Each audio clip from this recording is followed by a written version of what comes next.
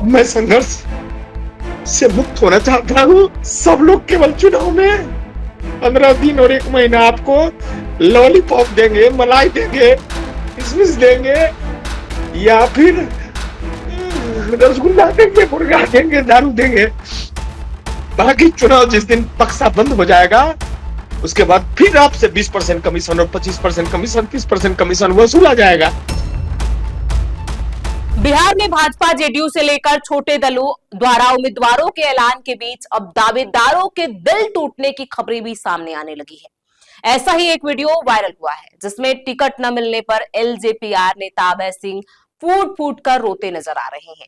Morwa seat JDU के खाते में जाने से नेताजी के चुनाव लड़ने के अरमानों पर पानी फिर गया और फिर झरझर कर आंसू बहते हुए और बच्चों की तरह रोते हुए उन्होंने दिल का हाल बयां कर डाला। नमस्कार, मैं प्रियांशी और आप देख रहे हैं नवभारत लाइव। समस्तीपुर जिले के मोरवा विधानसभा सीट से लोजपा रामविलास के नेता अभय कुमार सिंह का एक वीडियो सोशल मीडिया पर तेजी से वायरल हो रहा है जिसमें वे फूट फूट कर रोते हुए टिकट बंटवारे में पैसे के लेन देन का आरोप लगाते नजर आ रहे हैं।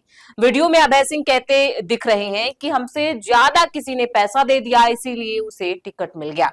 अब मैं राजनीति से संन्यास लेता हूं। वीडियो के वायरल होते ही यह मामला राजनीतिक गलियारों में चर्चा का विषय बन गया। आप खुद ही सुनिए नेताजी ने क्या कुछ कहा।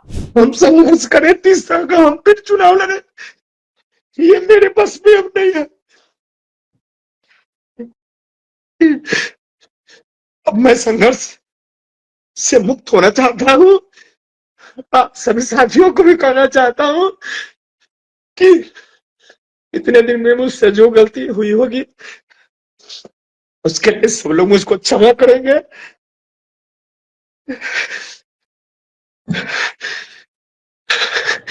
अब मैं आप लोगों को सेवा देने में नहीं सक्षम हूँ।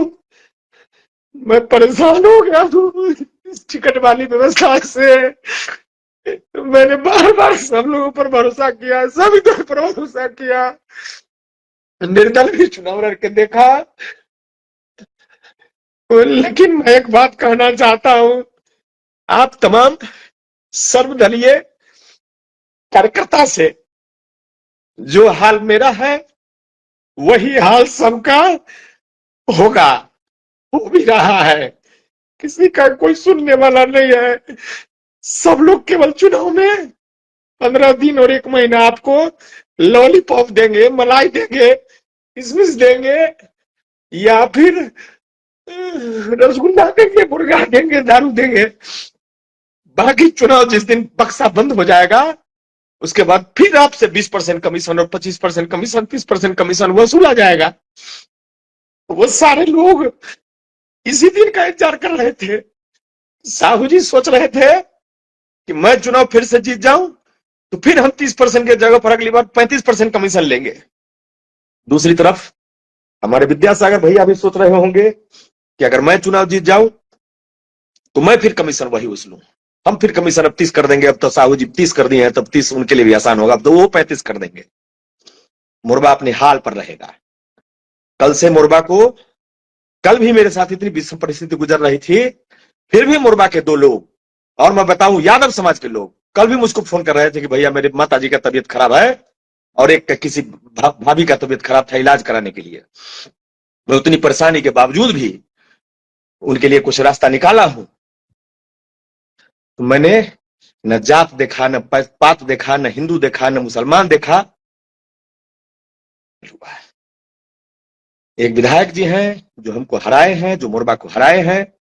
2010 से 15 उनके पिताजी का कार्यकाल भी उन्होंने चलाया है और पिताजी के कार्यकाल को भी उन्होंने काली कार्यकाल बनाया है और काला दिवस बना के उस 5 साल को भी उन्होंने लूटने का काम किया है और फिर 15 से 20 उनको मौका मिला है, फिर लूटने का काम किया है। बस फर्क यही है कि मोरबा में उन्होंने करोड़ों की संपत्ति अर्जित किया है। मैं आपके सामने आज बीके सिंह जी जो मंदसौर वासी हैं, जो यहाँ हम पार्टी से उम्मीदवार होना चाहते हैं, निश्चित रूप से वो कुछ केवाला लेकर के, कुछ पेपर लेकर के एक दिन उद्वेदन कर रहे थे, मैंने भी सुना था।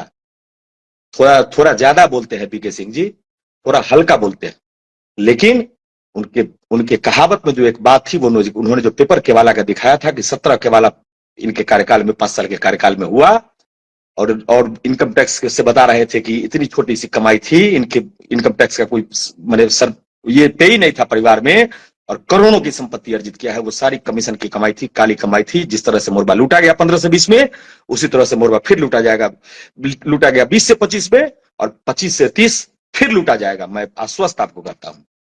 आज के बाद, चुनाव बीत जाने के बाद, रिजल्ट हो जाने के बाद, जिस तरह से मैंने साहू जी के बारे में एक शब्द चर्चा नहीं किया, उनको आराम से मैंने छोड़ा। मैंने मोरबा के लोग पर छोड़ा कि उनको क्या करते हैं लोग, लूटने दिया। मैंने देखा कि अगर हम रोकेंगे बीच में तो लोग हमको गाली देंगे, कहेंगे कि अभय सिंह ने काम में डिस्टर्ब करा दिया। लेकिन मैंने कोई उनको काम में डिस्टर्ब नहीं कराया। मैं इसी तरह से आपको भी काम में डिस्टर्ब नहीं करूंगा। जो भी जीतते हैं चुनाव, चाहे दोनों लोग में से कोई जीते, वो 25 के बदला जब 20 में लोगों को गम नहीं, 20% कमीशन में गम नहीं, जब 30% में गम नहीं, तो 40% में लूटेंगे। तो भी मोरबा के लोगों को जब गम नहीं, तो मुझे भी गम नहीं। मोरबा अपने हाल पर रहेगा। बस यही है, जो चल बन पाएगा, जो चल बन पाएगा, प्रयास करूंगा उतना सेवा देने का। जो नहीं चल बन पाएगा, अब थोड़ा सा मैं भी अब इस टिकट वाली व्यवस्था से मुंह मोड़ना चाहता हूं।